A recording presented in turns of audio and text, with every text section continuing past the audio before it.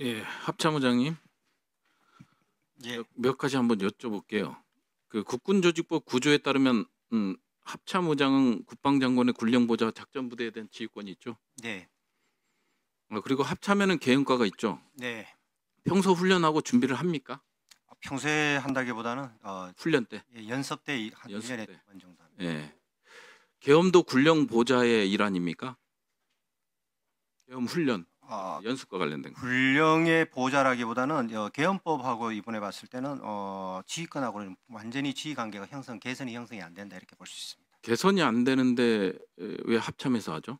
합참에서 지휘한다는 게 아니라 네. 계엄 업무라는 것을 합참에서 두고 네. 준비를 했다가 네. 현시나 상황이 되었을 때 알겠습니다. 운용할 수 있는 태세를 갖춘다고 보시면 될 것 같습니다. 지난번에 의장님께서 군사작전은 절대로 조사나 수사의 개념이 아니라 지휘관의 판단과 결심 영역이다라고 말씀하셨어요. 계엄군이 이제 국회 들어오고 그 다음에 이제 선관위로 들어가는 게 군사작전에 해당됩니까? 안 됩니까? 이 계엄 활동을 군사 작전이냐라고 할 것이냐 안 할 것이냐 봤을 때는 국군조직법하고 계엄법에 봤을 때는 예. 분리되어 있다 이렇게 보는 게 적절할 걸로 평가합니다. 알겠습니다. 지난 1월 14일 날 이 자리에서 수방사 특전사의 작전 지휘권을 계엄사로 인계할 때는 법령의 절차에 의해 장관님과 통수권자의 승인을 받아 인계할 수 있다라고 말씀하셨고요. 그 다음에 이제 14일 날 업무 보고에는 12월 4일 03시 25분에 수방사 특전사에 대한 지휘권을 환원받았다 하셨습니다. 맞습니까? 인계하는 문제는 아니 맞습니까? 그때 하신 앞부분은 제가 정확하게 모르겠고 뒤에 환원받았다는 맞습니다. 예, 제가 이제 앞부분은 의장님이 하신 말씀을 그대로 녹취를 보고 그대로 적어서 왔습니다. 그건 제가 다시 확인해 볼게요. 예, 확인하시고요.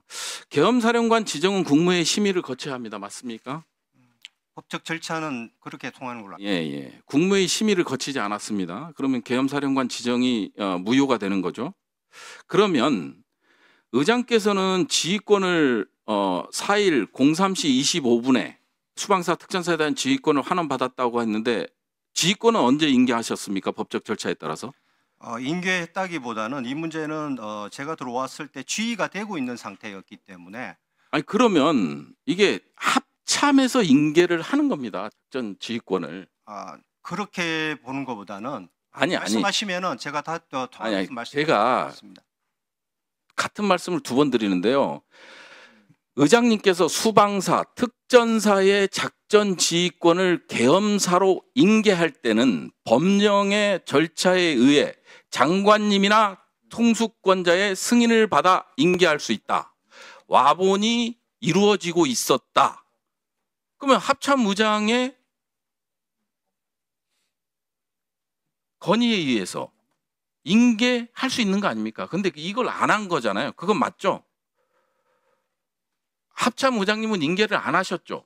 수방사와 특전사에 대한 작전 지휘권. 지휘권을 인계를 한다. 누구한테 인계를 지금 말씀하시는 겁니까? 아니 본인께서 말씀하셨어요. 그러니까 제가 지휘권을 장관님한테 인계한다는 장관님이나 통수권자의 승인을 받아 인계할 수 있다. 어찌 됐든 계엄군이 지정이 안 되면 작전 지휘권은 합참에 있는 거 아니에요. 말씀하시면 제가 종합해서 한번 말씀을 드릴게요. 예. 근데 인계도 안 한 거를 환원받았다고 해요. 이게 말이 되지 않다고 보여지고요. 인계 안 한 걸 환원받았다라는 게 어디 말이 됩니까? 그리고 합참이 작전 지휘권을 갖고 있는데 수방사와 특전사에 대한 작전 지휘권을 갖고 있는데 그럼 국회나 선관위에서 지금 군사작전들을 하고 있는 거 아닙니까? 계엄사와 관련된 국무회의 심의도 없었고 계엄사령관 지정도 없었고 그런 상황이면 합참의 통제하에 두는 게 맞죠.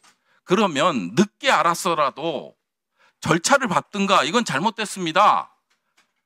건의하는 게 맞는 게 아니냐. 그게 군사일 일이잖아요. 그럼 그런 책임을 지서야 하는 게 아닌가 하는 말씀을 드리고요.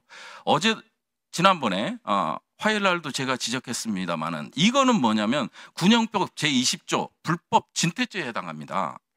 지휘관이 권한을 남용하여 부득이한 사유 없이 부대를 진퇴시킨 경우에는 사형, 무기, 7년 이상의 징역이랑 군교에 처하게 돼 있습니다. 그래서 국방부 장관 국무대행한테 이걸 말씀드려서 조사를 하라는 걸 말씀을 드렸습니다. 예, 그때 말씀하셨습니다. 그래서 의장님 다시 한번 확인하시고요. 네. 그러면 잠깐 설명을 네, 말씀하십시오. 예. 이 지휘권 관계의 문제가 저희들도 뭐 참모들하고 좀 법무실장하고 전체 얘기를 했습니다. 뭐냐면은 계엄에 대한 지휘권은 엄격히 분리되어 있습니다. 계엄의 지휘권과 그다음에 작전 지휘권은 저는 국방부 장관님의 군령권을 보좌해서 지휘하게 되어 있는데 일단 지금 상황이 발생했을 때 수방사와 특전사가 계엄사의 통제하에 있었고 그것이 진행되는 상태에서 사실은 저희들이 정확하게 파악을 못하고 있었습니다. 그거는 뭐 인정을 합니다. 상황 파악을 못했고 저희들은 일단 대북 작전의 경계태세에 집중해서 들어갔고 그 이후에 1시에 국회에서 일단 계엄 해제의 그 안이 통과된 이후에 대통령이 왔다 가시고 그러면서 부대에 대한 통제권이 애매한 상태가 되어 있는 상태입니다. 법령적인 문제를 떠나서 제가 판단할 때는 그러면 이 부대가 철수해서 들어가는 부대를 과연 누가 지금 지휘를 해야 될 것이냐. 저는 국가와 국민의 일단 안전적인 군부대의 안전적인 통제와 철수에 대한 책임은 제가 해야 되겠다. 그런데 지휘를 장관님이 하고 있는 상태에서 계엄사와 장관님이 하고 있는 상태에서 이것까지 회수를 안 하고 환원을 안 하고 두면은 이건 어떻게 되느냐. 그렇기 때문에 제가 장관님께 요청을 합니다. 환원을 해 주십시오.